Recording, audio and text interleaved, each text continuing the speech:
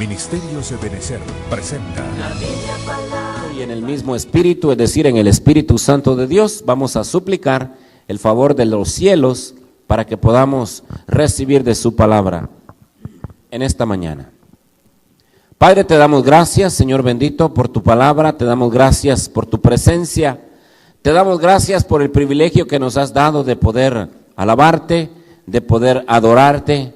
Señor, recibimos tu palabra profética, recibimos esa profecía maravillosa y queremos decirte, Señor, que tú estás entronizado en el centro de nuestros corazones. Tú eres la razón de todo lo que hacemos. No es el hombre el que importa, Señor, en esta casa, aunque amamos a nuestros hermanos y hermanas, amamos a nuestros pastores, pero el centro del mover de esta iglesia es Cristo Jesús. Y a Él entronizamos, a Él honramos, a Él declaramos palabra de bendición. Y por eso en esta mañana te suplicamos, como lo dijiste hace algún tiempo, que no nos dejarías huérfanos, que nos dejarías un consolador, que nos dejarías alguien que nos iba a mostrar el camino, que nos iba a mostrar la eternidad. Y ese es tu Espíritu Santo, al cual invocamos, el cual mora en nosotros, vive y reside en nosotros. Te suplicamos que a través de tu Espíritu Santo, Señor, puedas traer un mensaje de edificación para la amada, para el cuerpo de Cristo. Declaramos que tu palabra no caerá en terreno estéril, sino caerá en tierra fértil. Declaramos oídos abiertos y circuncidados, como lo dijiste hoy por la mañana. Abre tus oídos para escucharme. Ahora, Señor, te pedimos que abras nuestros oídos y nuestro entendimiento espiritual. Te lo pedimos en el nombre poderoso de Jesús, nuestro Señor. Amén y amén. Gloria a Dios. ¿Está contento usted en la casa del Señor, hermano? Bueno, estamos a buena hora, estamos en un buen tiempo. Son las 10 de la mañana. La semana pasada, hermanos, estuvimos predicando un tema pero maravilloso, un tema delicioso, acerca de la transfiguración. ¿Cuántos estuvieron acá el día lunes no en la transfiguración, sino en la prédica de la transfiguración? ¿Cuántos estuvieron atentos, tomando nota? Sí. Pues a ustedes, ¿cuántos son? 8, nada más. Los voy a pasar acá para que me hagan el resumen de lo que vimos. ¿Sería bueno? Se preocupa la congregación. No, hermanos, vamos a compartir un pequeño resumen de lo que vimos el lunes pasado, porque si usted se da cuenta, la gran mayoría no estuvo en esa predicación. Entonces vamos a tratar de entregarle un resumen de la primera parte para continuar ahora con la segunda parte, ¿ok? ¿Está dispuesto a recibir del Señor, hermano? Bueno, la transfiguración, hermanos, para poder entender el relato bíblico que vamos a ver en unos minutos, es importante y es necesario comprender el significado de la palabra, porque sabe usted que cada palabra tiene un significado, ¿sí? La palabra transfiguración viene del griego metamorfosis, que significa cambio de forma, diga cambio de forma o cambio de figura.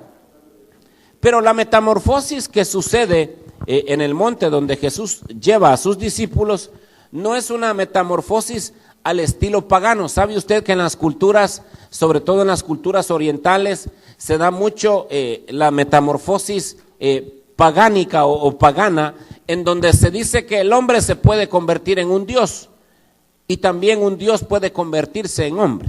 Ellos creen en la reencarnación, creen que a lo mejor su ancestro reencarnó en un animal y ya lo convierten en una deidad. ¿Sabía usted que hay templos dedicados, por ejemplo, a los monos en algún lugar del planeta? ¿Sí? Y honran a los monos como dioses. Ahora, usted y yo sabemos que el único Dios verdadero es nuestro Señor. Ahora, ellos honran a animales como dioses, o inclusive dicen que hay niñas que nacen como diosas, ¿verdad? No diosas, sino que como diosas, ¿sí?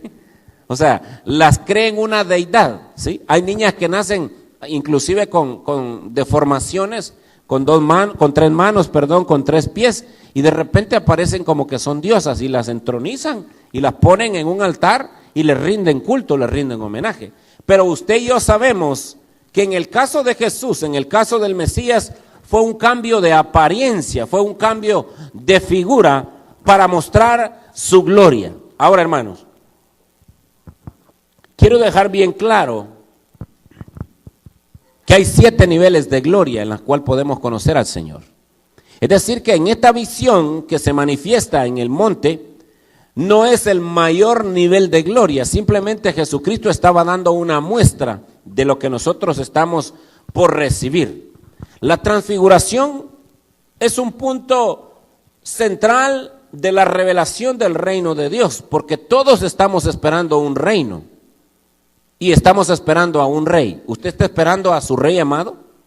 Usted le canta a él, ven Señor, o sea, que venga. Y mire, hermano, hoy la profecía fue tan clara, y yo no sé si usted lo percibió, pero yo lo sentía tan cerca al Señor. ¿Sabe que cuando yo entré de la oficina pastoral para acá, aquí se sentía un fuego, y no es por las luces, sabe que ahorita no se siente tan fuerte, pero cuando yo entré había un fuego de Dios en esta iglesia, y Dios fue claro en decir que su presencia está aquí, no porque lo merezcamos, sino porque a Él le place. Ahora, hermanos, el reino de Dios está relacionado tanto en el Antiguo Testamento y muestra la forma en que Cristo cumplió a cabalidad con ese reinado, con ese reino. Luego, hermanos, está girando ahora la mirada hacia los grandes acontecimientos. Por favor, diga grandes acontecimientos. ¿Sí? Dentro de la historia bíblica hay grandes acontecimientos. Uno de los grandes acontecimientos que ha marcado la historia, inclusive en los calendarios convencionales, se habla de una era antes de Cristo y de una era después de Cristo. ¿Sí? Usted lo sabe muy bien. Entonces, el primer gran acontecimiento es el acontecimiento de la cruz. Para usted y para mí la cruz tiene un significado extraordinario. Sin esa cruz, sin esa bendita cruz, no estuviéramos nosotros con la certeza que vamos a ser salvos y que hemos sido salvados. También otro gran acontecimiento es la resurrección. ¿Sí? Para usted la resurrección es importante, hermano. Si Cristo no hubiese resucitado, vana sería nuestra fe. ¿En quién creeríamos? Quizás en un hombre gordo ahí, medio pelado, ¿verdad? Como lo creen allá en el oriente, y le soban la panza para que les dé buena suerte. Pero nosotros conocemos y creemos en alguien hermoso, en alguien que se levantó de la tumba. El resto no se ha levantado, ni se levantarán para resurrección de vida eterna. Se levantarán para condenación eterna. Pero la resurrección es uno de los acontecimientos más grandes dentro del creer cristiano, ¿no? También la ascensión de Cristo a los cielos, ¿sí? Y luego la segunda venida. Y recuerdo yo muy bien que le decía el día lunes, pongámonos en los zapatos de los apóstoles, ¿sí? ¿Se puede poner un ratito los zapatos de apóstoles usted, hermano, en este momento? Cámbiese las sandalias o los mocasines de una persona que no tiene ministerio y póngase los zapatos de estos apóstoles. ¿Cuántos fueron subidos al monte? ¿Usted se recuerda? 3, ok. ¿Los 3 eran apóstoles? ¿Eran discípulos? Ok. ¿Pero llegaron a ser apóstoles? Sí. Fueron enviados posteriormente, ¿verdad? Por el apóstol de apóstoles. Bueno, quiero que nos pongamos en sus zapatos porque ahorita en este momento para nosotros la cruz es historia, ¿o no? ¿Sí? ¿La resurrección es historia? ¿Y la ascensión de Jesucristo ya es historia para nosotros? ¿La ascensión de Cristo va a ser o ya es historia? ¿Ya ascendió Cristo a los cielos? ¿Ya llenó Él con su presencia los cielos de los cielos y los cielos no pueden contener su gloria? ¿Ya sucedió ese evento? Ahora, pero en el momento en que se está dando esta palabra, nada de esto había sucedido. Ahora, yo quiero que usted entienda que para los discípulos lo que venía, lo que se estaba aproximando era complicado. Y el cuarto gran acontecimiento es la segunda venida del Mesías, de Cristo Jesús.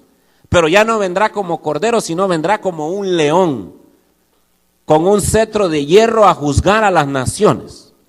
Entonces, la segunda venida de Cristo ya ocurrió, ya sucedió, la estamos esperando. Entonces, para nosotros, quizás para este tiempo es uno de los más grandes acontecimientos. Hermano, yo no sé si usted está contando los días, pero yo estoy esperando al Mesías. Estoy esperando a mi Redentor que un día me compró. Entonces, quiero que por favor me acompañe a la palabra. Vamos a ir al Evangelio de Marcos, capítulo 9. Vamos a leer nuevamente los versículos que evaluamos la semana pasada, pero nos vamos a saltar el versículo 1 al al 3, porque eso fue lo que nosotros examinamos la semana pasada. Solo le voy a hacer un resumen de lo que vimos. Vamos a leer la palabra nuevamente para sentar las bases bíblicas y compartir de este mensaje. Hermanos, si estoy tomando mucha agua, me disculpo, pero la garganta la siento un poco carrasposa y necesito hidratarla porque si no me voy a quedar sin voz. Bueno, vamos a leer la palabra en el nombre del Padre, del Hijo y del Espíritu Santo. Marcos capítulo 9, versículo 1, Reina Valera Gómez, voy a leer yo. También les dijo: de cierto os digo que hay algunos de los que están aquí que no gustarán la muerte hasta que hayan visto el reino de Dios venido con poder. Y 6 días después, Jesús tomó a Pedro, a Jacobo y a Juan, y los sacó solos aparte a un monte alto, y fue transfigurado. Diga por favor conmigo, fue transfigurado delante de ellos. O sea que ellos vieron la transfiguración de Jesús. El versículo 3 dice: y sus vestiduras se volvieron resplandecientes, tan blancas como la nieve, tanto que ningún lavador en la tierra las puede hacer tan blancas. Y les apareció Elías con Moisés, que hablaban con Jesús.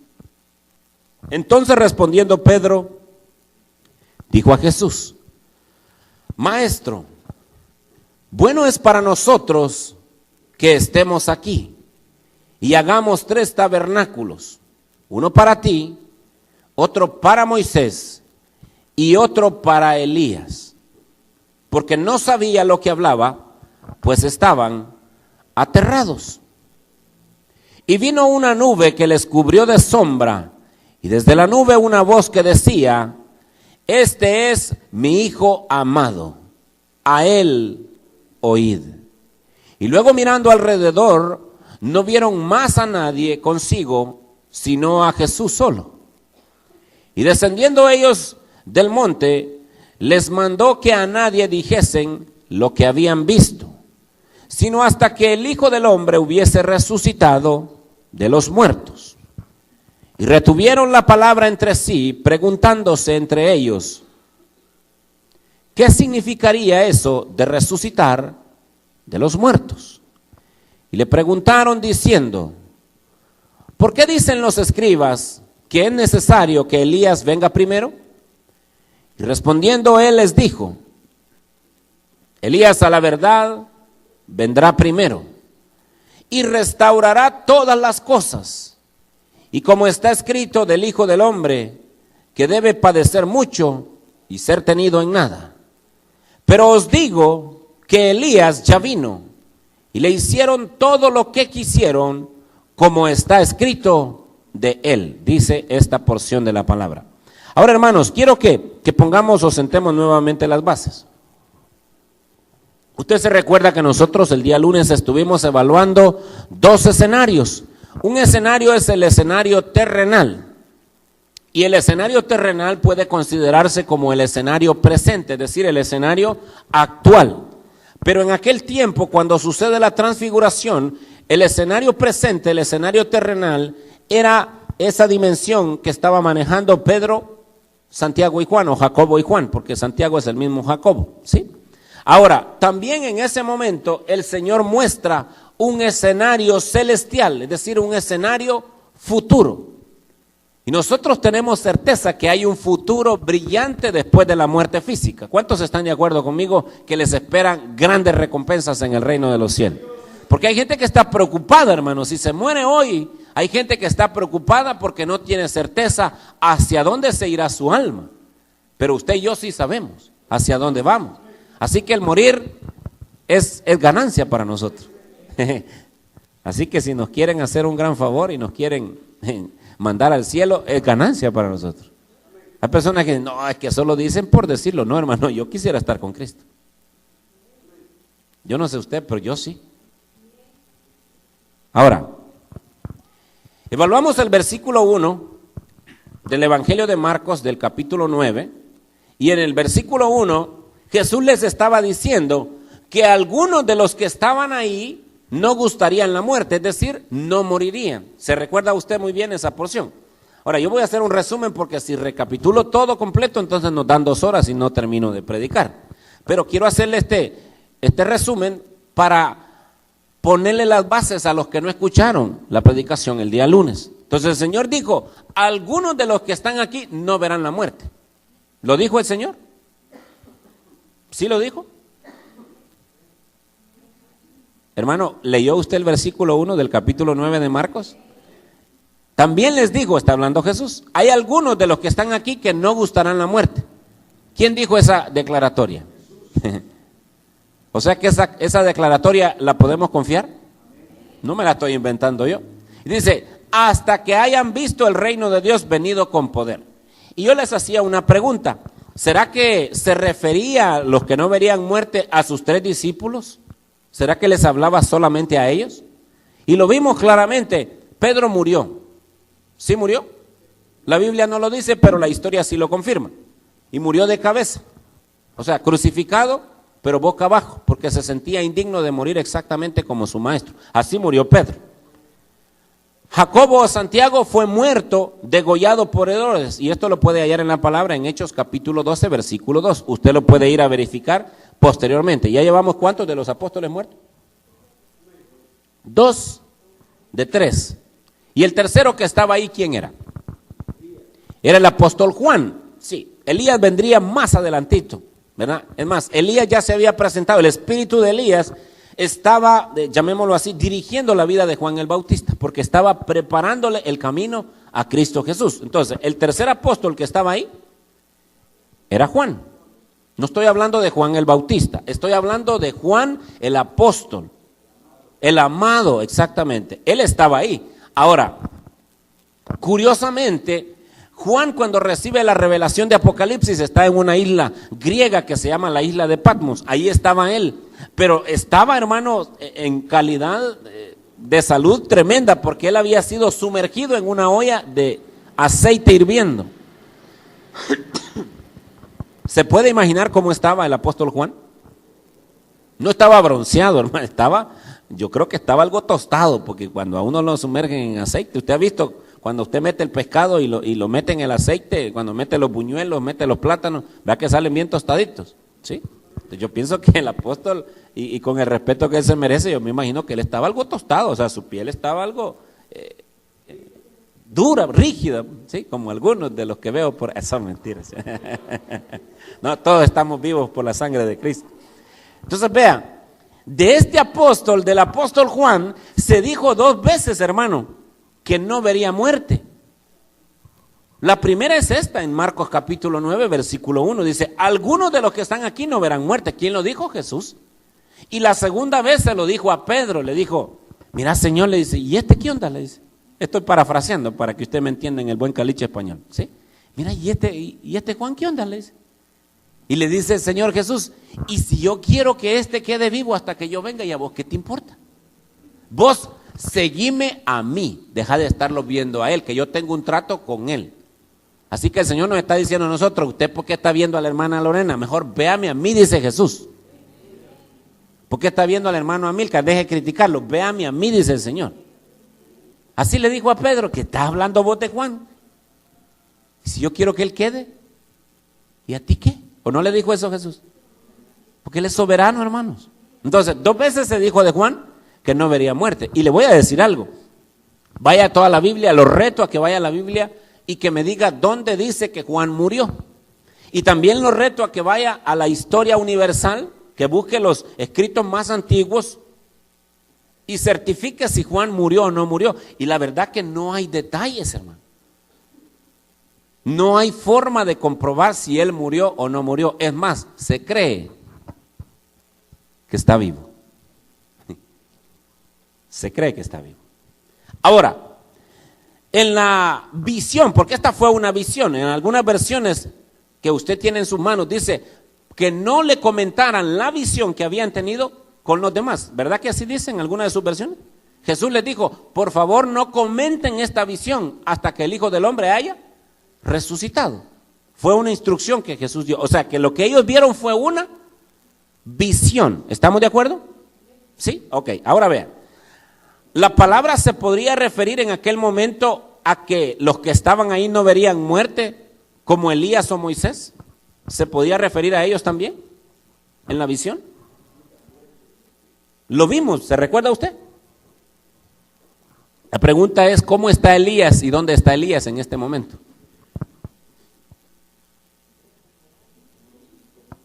¿Elías está muerto? No vio muerte, fue traspuesto. Es en Segunda Libro de Reyes, capítulo 2, versículo del 1 al 12. Usted vaya y lo busca, por favor. No tenemos tiempo para leerlo. Pero Elías dice que fue arrebatado por un carro con caballos de fuego. Y no vio muerte. O sea que está en un reino que se llama la tierra de los vivientes. Y también ahí está Enoc, pero esos son otros 20 pesos. No me voy a meter a eso, hermano. Pero Elías está vivo, ¿está de acuerdo conmigo? No vio muerte, la Biblia lo certifica, Elías no vio muerte. Pero Moisés, hablando de Moisés, del profeta, del caudillo de Israel, ¿Moisés vio muerte? Por supuesto que sí, usted va al libro de Éxodo y Deuteronomio y Josué, ahí se confirma que Moisés está muerto. La pregunta es, ¿dónde está su tumba? Nadie lo sabe. Pero de que está muerto, está muerto. Deuteronomio 34, 5, 6. O sea, vea la escena entonces. En la visión que los apóstoles están teniendo, que Cristo les está permitiendo ver, porque les tuvo que abrir una dimensión espiritual a los apóstoles, ¿sí? Para poder ver la visión. ¿Cuántos han tenido visiones aquí? Esa visión usted no la puede tocar. Es más, Dios le puede mostrar en una visión a una persona, como fue el caso de Ananías y Pablo, que Pablo vea a un varón que va a orar por él. Ahora, ¿Ananías estaba ahí con él en ese momento? No, estaba en una visión. O sea que el Señor le abrió una puerta dimensional para mostrarle el propósito que él tenía con la llegada de este varón. ¿Estamos de acuerdo? También Pedro tuvo una visión, ¿se recuerda usted? Pedro vio un lienzo, o sea, un pedazo de tela grandísimo con muchos animales. La pregunta es, ¿Pedro vio esos animales físicamente? Lo que vio fue una visión, o sea, una dimensión espiritual, porque Dios puede hacerlo. Es más, en el final de los tiempos, dice la palabra que Él derramará de su espíritu sobre toda carne, y nuestros jóvenes verán visiones. Así que jóvenes, prepárense para ver visiones. Ahora, el tercer punto que veíamos es si se refería a nosotros, sus hijos o sus siervos, que algunos no verían muerte. ¿Y qué pensamos? ¿Qué dijimos el día lunes? ¿Se podría referir a nosotros también la palabra? Vaya conmigo por favor a 1 Corintios capítulo 15, versículos 51 al 54. Cuando lo tenga me da un fuerte, pero fuerte amén. Primera carta a los Corintios, capítulo 15, versículo del 51 al 54. Ahora, está hablando el apóstol Pablo, el apóstol a los gentiles, ¿verdad? Y el apóstol Pablo escribe por inspiración del Espíritu Santo en el versículo 51. He aquí os digo, ¿qué dice ahí? Un misterio, ¿sí? No todos dormiremos, pero todos seremos transformados. En un momento, en un abrir y cerrar de ojos, a la final trompeta, porque se tocará la trompeta y los muertos serán resucitados incorruptibles y nosotros seremos transformados. Porque es necesario que esto corruptible se vista de incorrupción y esto mortal se vista de inmortalidad.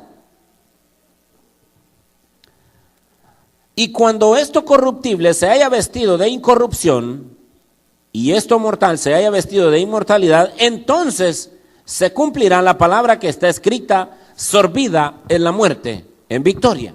Ahora, quedémonos ahí. El apóstol Pablo está hablando a la generación de la iglesia de Corinto, está hablando a la iglesia, ¿está de acuerdo conmigo? ¿Sí? Les está diciendo, algunos de la iglesia morirán, pero otros no verán muerte. Es más, él se incluye entre los que no verán muerte. Pero Pablo sí murió. ¿Sí? Ahora,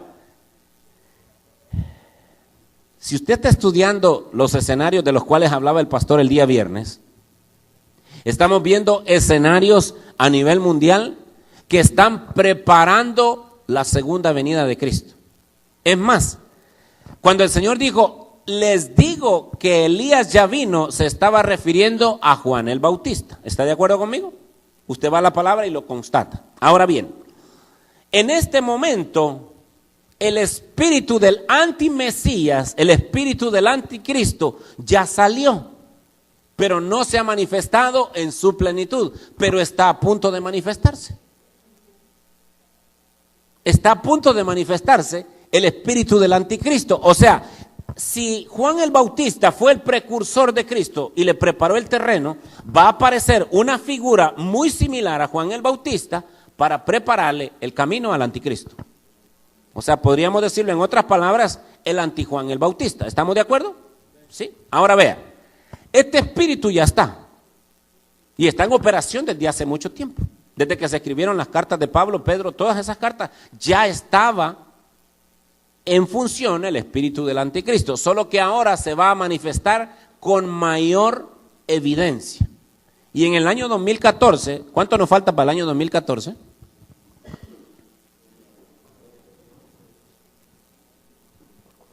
¿Cuánto tiempo nos falta para el año 2014? 9 meses, todo un embarazo. O sea, estamos a punto de dar a luz lo que viene. Mire, hermano, en el año 2014 se va a levantar el tercer templo en Israel. Ay, hermano, y usted ya rayan con lo mismo que se va. ¿Y qué tiene que ver ese templo con nosotros? Todo. Porque Israel es el reloj de Dios. Israel es el reloj de Dios. Entonces se va a levantar ese templo y lo van a levantar probablemente en un tiempo récord. Mire, usted vaya e investigue en el internet. Mire, si es que hay información tan rica acerca de este tercer templo. Ahora, ¿qué tiene que ver esto con la manifestación del anticristo y del espíritu del anti-Juan el Bautista? Bueno, tiene que ver todo, porque 3 años y medio él va a convencer al mundo de una falsa paz. O sea que estamos a las puertas de que Cristo venga por su iglesia. Estamos a las puertas de ver el acontecimiento más grande para la iglesia, que fue salvada y comprada a precio de sangre y sellada con el Espíritu Santo. Entonces el Señor está diciendo que viene pronto, y lo dijo ahora nuevamente, y hay gente que lo tiene ese como una cancioncita de publicidad, ¿verdad? Cristo viene pronto, aleluya, gloria a Dios, y algunos se burlan de eso y dicen, si eso lo vienen diciendo desde que mi abuelo era abuelo. Hay personas que así lo dicen. Pero yo quiero decirle algo, con propiedad y con autoridad y en el nombre del Señor, el Señor está cerca. Más cerca de lo que usted y yo nos imaginamos. Entonces hay probabilidades de que usted y yo pudiéramos estar vivos cuando Él venga. Hermano, le estoy hablando a la generación del final de los tiempos. ¿Existe la posibilidad que usted y yo pudiéramos estar vivos? Por supuesto que sí. Por eso yo quizás me incluyo como Pablo. Y los que quedemos podemos ser transformados en un abrir y cerrar de ojos. Pero yo no lo sé, hermano. No tengo la certeza en mi corazón que voy a estar vivo. Lo que sí sé es que me voy a ver con Cristo. Esté muerto o esté vivo, vamos a ser transformados. Eso fue lo que dice solo el versículo 1, ¿sí? Y ya llevo 25 minutos y quiero entrar al versículo 4. Luego dice, 6 días después, versículo 2 de Marcos, capítulo 9. Y 6 días después Jesús tomó a Pedro, a Jacobo y a Juan y los sacó aparte a un monte alto y fue transfigurado delante de ellos, ¿sí? Esto lo explicamos muy bien, no me voy a detener, solo fue 6 días después del primer anuncio de su pasión y 6 días después de que a Pedro le fue revelada el linaje de Jesús, que era hijo del Padre, ¿sí? Porque Pedro le declara, cuando Jesús le pregunta, ¿quién dice la gente que soy yo? Ahora, ¿quién dicen ustedes que soy yo? Y Pedro le dijo, tú eres el Mesías, tú eres el Cristo, el Hijo de Dios, el enviado de Dios. Estaba confirmando su linaje celestial, ¿estamos de acuerdo? Eso fue lo que había pasado. Entonces, los tomó aparte, los llevó a un monte, probablemente el monte Hermón, que está a más de 2000 metros sobre el nivel del mar, y ahí mismo el Señor cambió su figura. En un abrir y cerrar de ojos. Fue transfigurado, fue cambiado. ¿Estamos de acuerdo? Y ya lo leímos también. ¿Qué fue lo que sucedió? En aquel momento cae una gloria en ese monte como la que cayó hoy en la mañana aquí, porque esta es figura de un monte. Cuando entramos en adoración, estamos en el monte. Entonces cayó una gloria tal que los discípulos tuvieron terror, hermano. Cuando usted lee todo el relato bíblico, estaban, como dicen los muchachos, paniqueados, o sea, tenían un miedo terrible. Terrible. Y el Señor, en su infinita misericordia, les muestra la visión de la glorificación, no de la máxima glorificación. Quiero aclarar esto, ¿sí? Pero está mostrándoles la glorificación. Entonces, ahí ven ellos los dos escenarios. Ellos están sobre la tierra, pero sobre ese monte está Jesús, está Moisés y está Elías, ¿sí? Ahora, vimos también que sus vestiduras se volvieron tan blancas, tan resplandecientes, más blancas que la nieve, que ningún lavador sobre la tierra puede hacer semejante blancura. Y vimos lo que significaban las vestiduras blancas. No lo voy a leer, pero se le voy a dar las citas. Está en Apocalipsis 3:5 y Apocalipsis 3:18. Lo que las vestiduras blancas representan es que estamos preparados para ir al cielo. Y lo segundo, representan el carácter puro y sin mancha que poseerán los verdaderos seguidores de Cristo en aquel tiempo. Y eso está en Mateo 22, 11 al 12. Ok, con esta breve introducción de media hora, ahora voy a empezar la segunda parte, ¿sí? En el versículo 4 dice, y les apareció Elías con Moisés, que hablaban con Jesús. Así dice su versión, en el versículo 4 de Marcos 9. ¿Sí? ¿Alguien tiene alguna otra diferente? Marcos capítulo 9, versículo 4. ¿O estamos bien ahí? Marcos 9, 4, ¿sí? Ok, gloria a Dios. Marcos 9, 4. Dice, y les apareció Elías con Moisés, que hablaban con Jesús.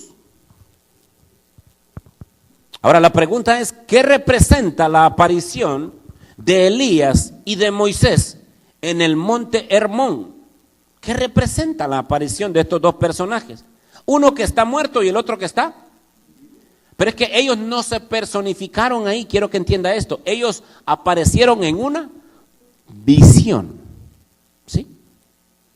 Lo primero que representan, Moisés, ¿a quién representa? A los que están muertos, estoy de acuerdo. Pero Moisés es figura de la ley, porque él recibió la ley 2 veces. Uno la escribió el Señor y la otra le tuvo que escribir él porque quebró las tablas, ¿verdad? ¿Sí? Entonces, Moisés representa la ley y Elías representa a los profetas del Antiguo Testamento, a los videntes, dicen en alguna versión. Entonces, estaba la ley y los profetas confirmando el mesianismo de Jesús, es decir, que Él era el Mesías, que Él era el ungido, que Él era el reservado para este tiempo, el enviado del Padre para morir por nosotros y darnos redención eterna. O sea que Elías y Moisés en la visión están confirmando que Él es el Mesías. Porque el pueblo de Israel ortodoxo, que no es mesiánico, en este momento no ha recibido a Cristo Jesús como su Señor y Salvador. Lo están esperando. Y al que están esperando es al chabeleado, al falso. A ese están esperando. Pero luego de eso Dios tendrá un trato con ellos. Eso es otra predicación. Ahora bien, también, hermanos, la aparición de Elías y de Moisés es una muestra del estado de glorificación en el que entraremos tanto los muertos, como era el caso de Moisés, como los que hayamos quedado vivos, como es el caso de Elías. No estoy diciendo que ahí hemos alcanzado la máxima glorificación, porque si usted se recuerda, cuando Jesús había resucitado, hubo una mujer que quiso abrazarlo. ¿Se recuerda usted? ¿Y qué le dijo Jesús? No me toques, porque todavía no he sido glorificado. O sea que hay una gloria mayor, 7 niveles de gloria. Hermano, esto está precioso. Ahora vea, Aquí no estamos hablando, como le repito, de la plenitud de gloria que tendremos con el Señor. Estamos hablando de una visión, de una glorificación, de un nivel de gloria, pero no el máximo nivel de gloria. Ahí estaba Elías, estaba Moisés y estaba Cristo Jesús. Glorificados, por supuesto que sí, pero no en su máxima expresión. Ahora, ¿sabe usted que Moisés en toda la palabra es figura de Cristo? Que todo lo que Moisés vivió estaba anticipando lo que Jesús iba a vivir cuando se manifestase en carne sobre esta tierra. Moisés es figura de Cristo, pero ¿sabe también que Elías es figura de Cristo? Elías es figura de Cristo. Entonces estaban ahí los dos precursores como figuras del verdadero Mesías en el Antiguo Testamento. Ahora, ¿qué estaban haciendo estos hombres con Jesús? ¿Qué dice la Biblia que estaban haciendo? ¿Cómo? ¿Hablando con quién? Ahora, ¿cree usted que estaban hablando de lo que iba a pasar en la Champions aquí en el año 2013? Mire, hermano, es que lo que es celestial es celestial. Y los que somos del reino hablamos de las cosas del reino. Para los del mundo no tiene sentido, para nosotros tiene todo sentido. ¿Qué hablaban con Jesús? Moisés y Elías. ¿Quiere saber usted qué hablaban con Jesús? Tenemos derecho a saberlo. Vaya conmigo a Lucas capítulo 9, sin perder Marcos 9. Lucas capítulo 9, versículo del 30 al 31. Mire, vea lo que pasa aquí. Lucas capítulo 9, versos del 30 al 31.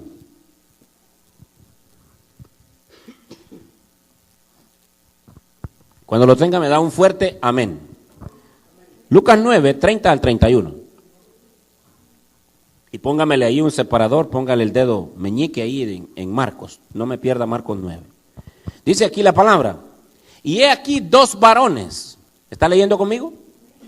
Y he aquí dos varones que hablaban con él, los cuales eran Moisés y Elías, quienes aparecieron rodeados de gloria. Estaban glorificados, pero no en el máximo nivel de gloria. ¿Estamos claros ahí? Pero estaban glorificados, hermano.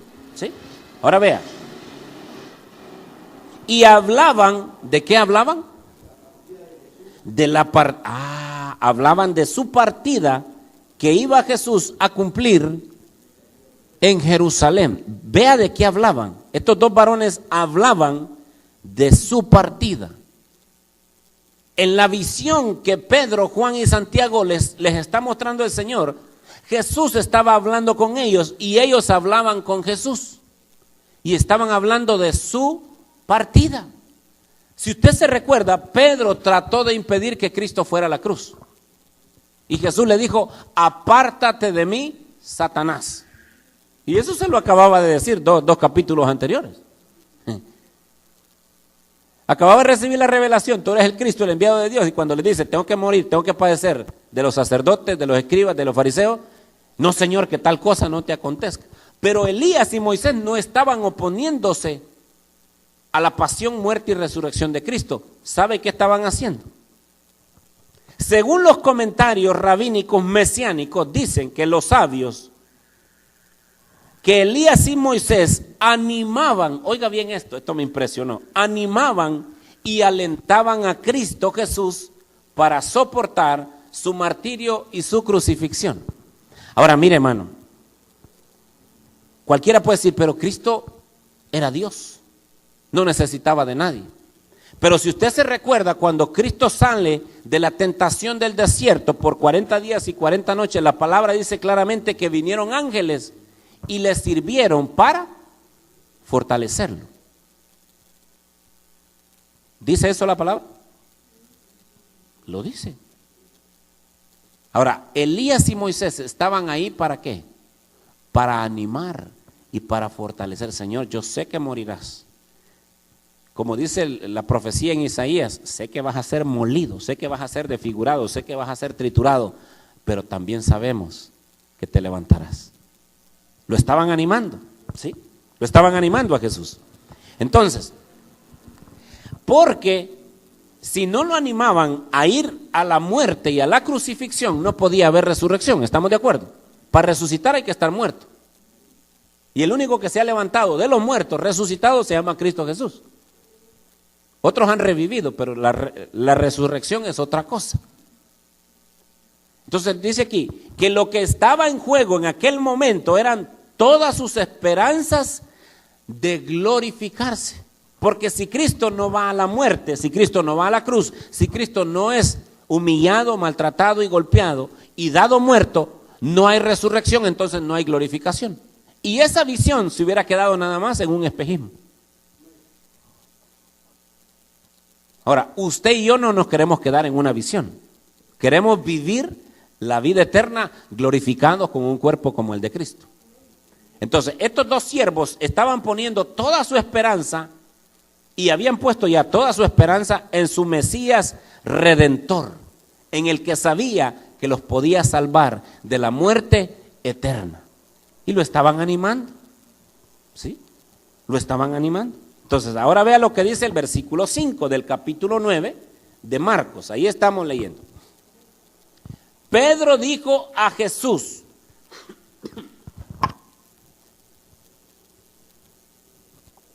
Pedro fue uno de los apóstoles más osados, hermano. Nosotros tenemos que ser aventados con el Señor, aunque nos equivoquemos. ¿O acaso Dios no sabe que nos podemos equivocar? Por supuesto que sí. Pedro dijo a Jesús: maestro, o sea, rabino, maestro. Es más, él era maestro de maestros. Dijo: maestro, bueno es para nosotros que estemos aquí. ¿De quién está hablando? Está hablando de los 3 discípulos. Pedro le está diciendo: maestro, mira, qué bueno es estar aquí, hombre. ¿Dice usted eso cuando está aquí en la casa del Señor? O dice: ay, Dios mío, ¿a qué hora va a terminar? Ese hermano no le entiendo ni quién es Elías, ni quién es Moisés, me duele la cabeza, tengo hambre, estoy pensando que ya va a jugar el Barcelona. O sea, hay gente que no le parece bueno estar aquí. Pero a mí me parece fabuloso estar aquí. Y Pedro reconoció ese mover de Dios y dijo: bueno es para nosotros que estemos aquí. Pero no solo dice eso, y le dice: y hagamos 3 tabernáculos, 3 enramadas. ¿Cómo dice en su versión?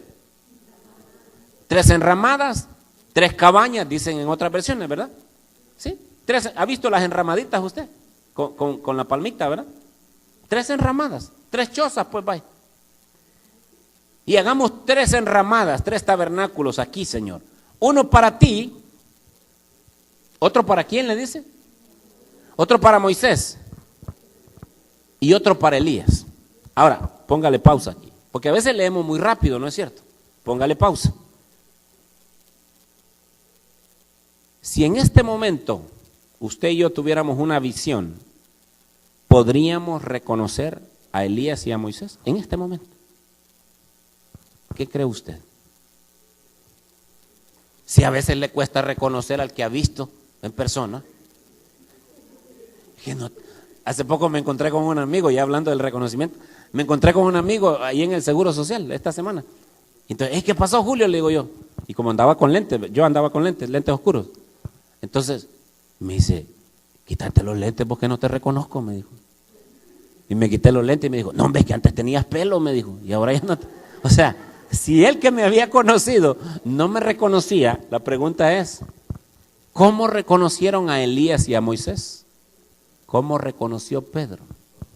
¿Hace cuánto había muerto Elías? Perdón, Elías no murió. ¿Hace cuánto había desaparecido? Había sido raptado. Póngale 500, 600 años atrás. ¿Y Moisés? 1000 años y pico para atrás, ¿o no? ¿Cómo lo reconocieron? Pues una pregunta. ¿Por quién? Eso no te lo ha revelado carne ni sangre, le dijo el Señor.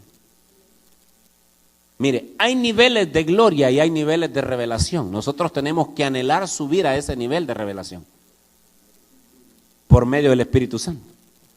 Es decir que en ese momento Pedro estaba hablando por la unción del Espíritu Santo.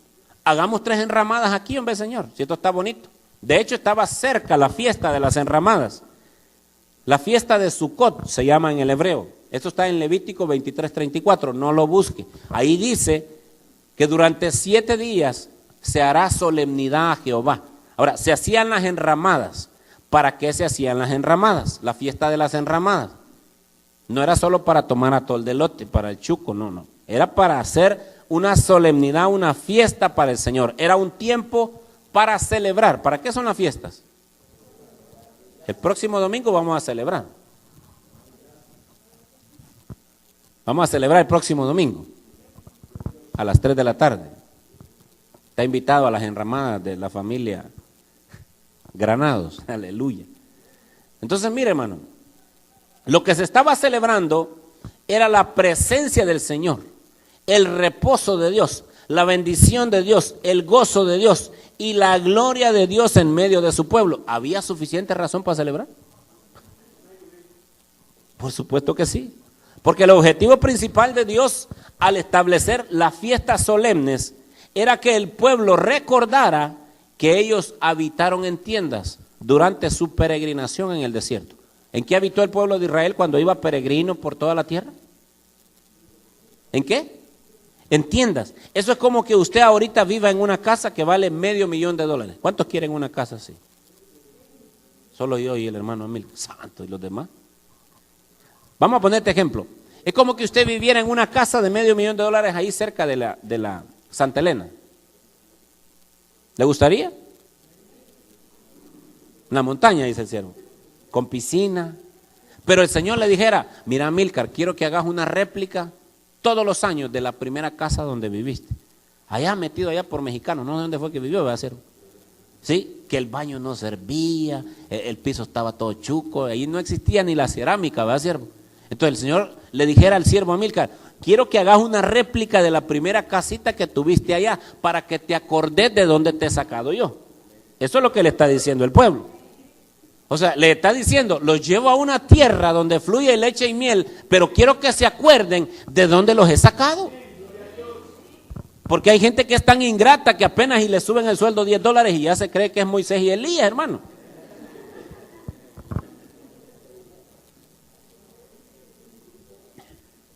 Pero Dios nos va a levantar este año. Mire, hermano,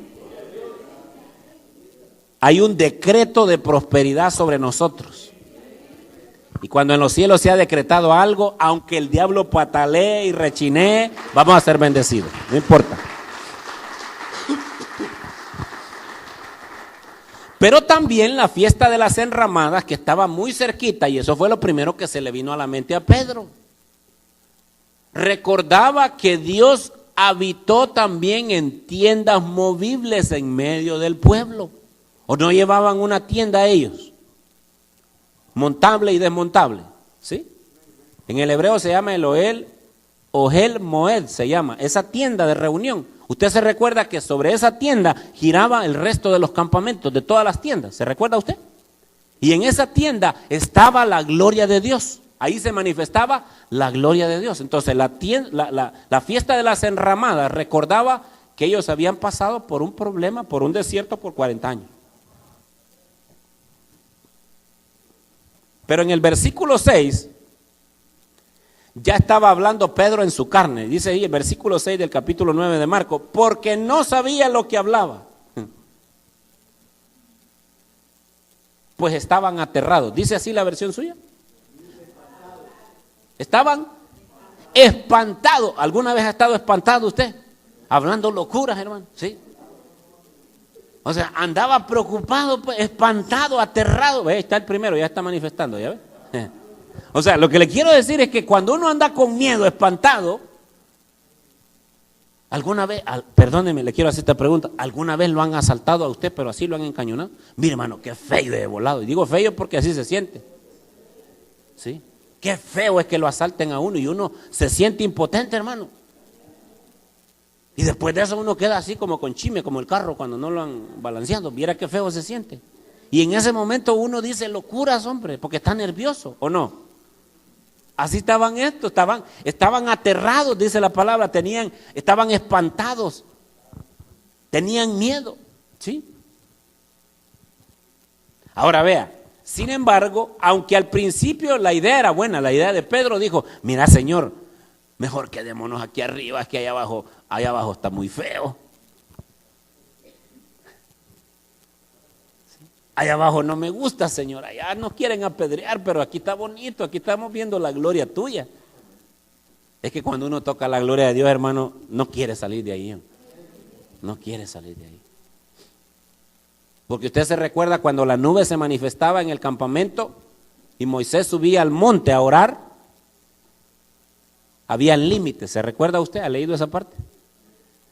Y no se podían acercar después de esos límites. Es más, Josué se quedaba en un límite inferior, porque solo Moisés podía subir, figura de Cristo.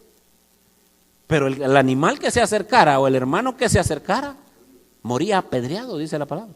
Del cielo le caían piedras. Ahora,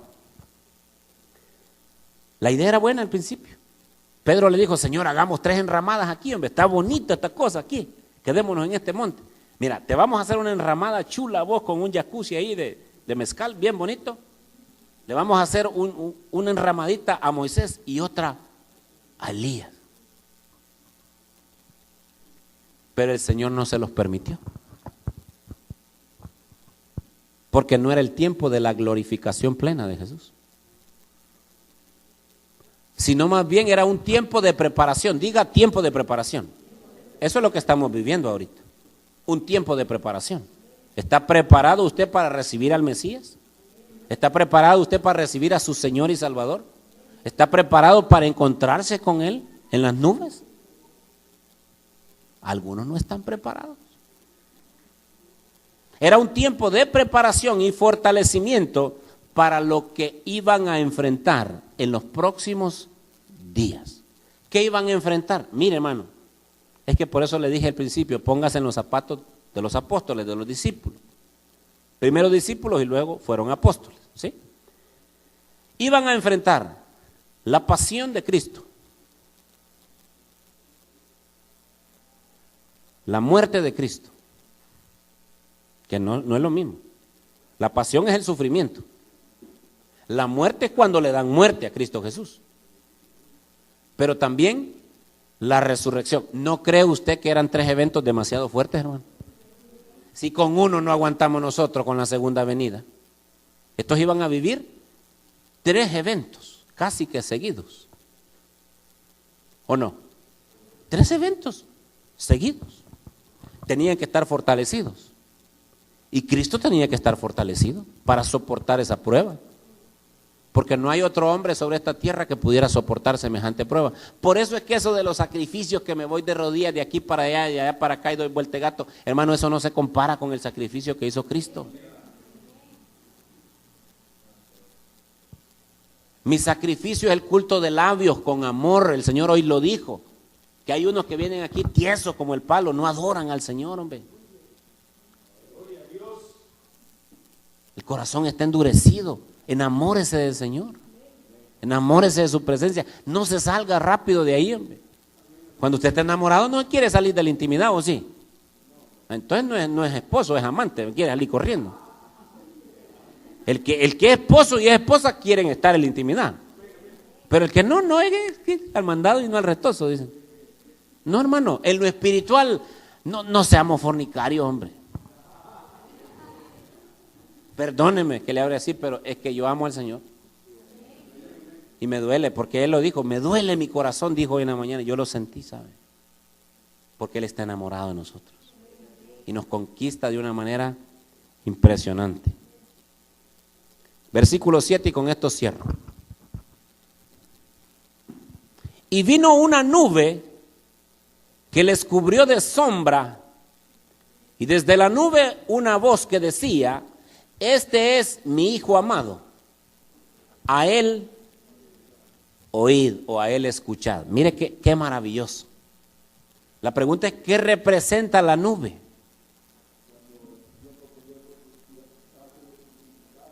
El tiempo que Dios estaba siendo crucificado. Vaya conmigo para que vea qué representa la nube. Mire, Éxodo 13, 21 al 22. No me pierda Marcos 9, 7, pero vaya conmigo a Éxodo 13.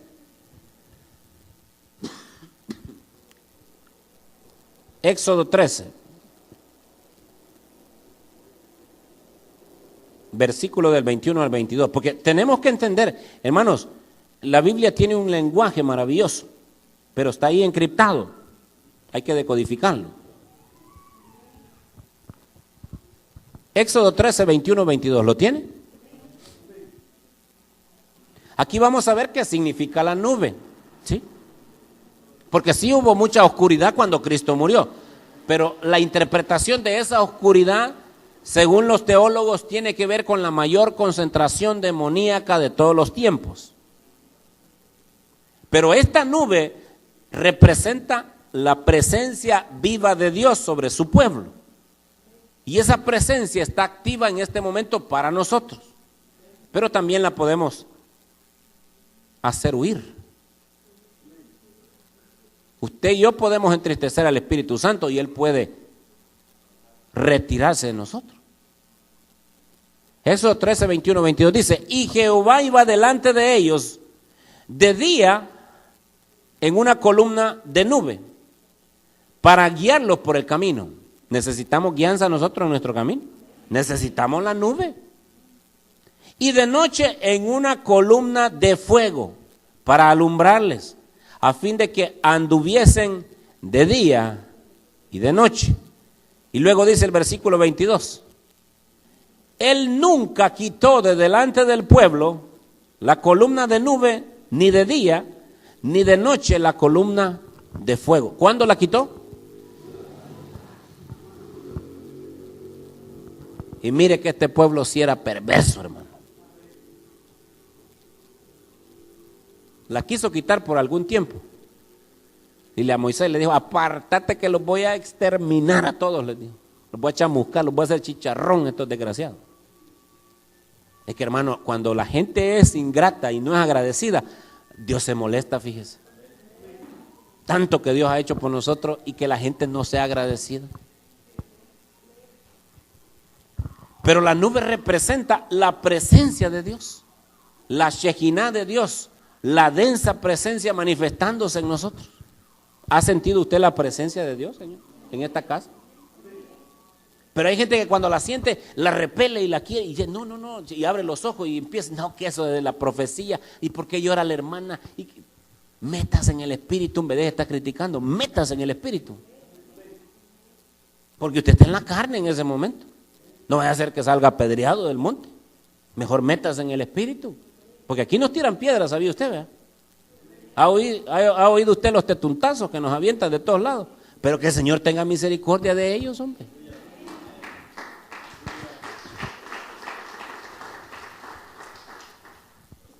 Los amamos, porque Cristo los amó también. Y luego dice: la voz que se escuchó, hermano, es la clave en todo este misterio. La voz que se escucha del cielo es la clave de todo este mensaje.